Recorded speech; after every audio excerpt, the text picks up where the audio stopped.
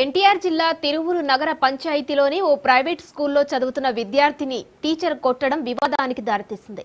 స్కూల్లో తెలుగు ఉపాధ్యాయురాలుగా పనిచేస్తున్న పల్లా గౌతమి తన కూతుర్ని స్కూల్లో దండించిందని తల్లి దివ్యమణి చెబుతుంది.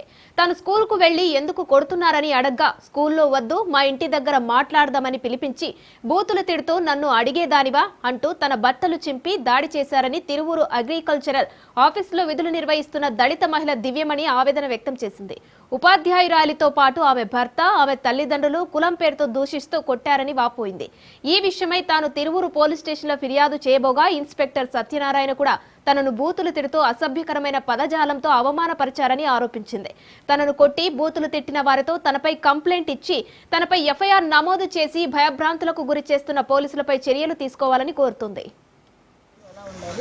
గంజాముండా నీకు ఈ రోజు నీ చింతలో ఉంటావు, అంతలోనే ఉండు, పెద్దోళ్ళతో పెట్టుకో, నీకు అవసరమా మేడం, నీ ఉద్యోగస్తురాలు నన్ను ఇలా మాట్లాడడం కరెక్ట్ కాదు, తెలుసుకొని మాట్లాడండి, విచారించి మాట్లాడండి. ఏంది విచారించేది, ఏమనుకో నువ్వు ఇంటి దగ్గరికి వెళ్ళావంటే లేదు పిలిపించారండి, పిలిస్తేనే వెళ్ళానని చెప్పేసి అన్నా కూడా నా మాట వినిపించుకోకుండా నువ్వు పడుకొని జాబ్ పోద్ది కాబట్టి పడుకొని సంపాదించు, అక్కడ ఇక్కడ ఇక నేను బతుకంతా ముత్తగూడెం రోడ్లోనే తిరుగుతూ ఉంటావు చూడు అని చెప్పేసి నన్ను అతి భయంకరంగా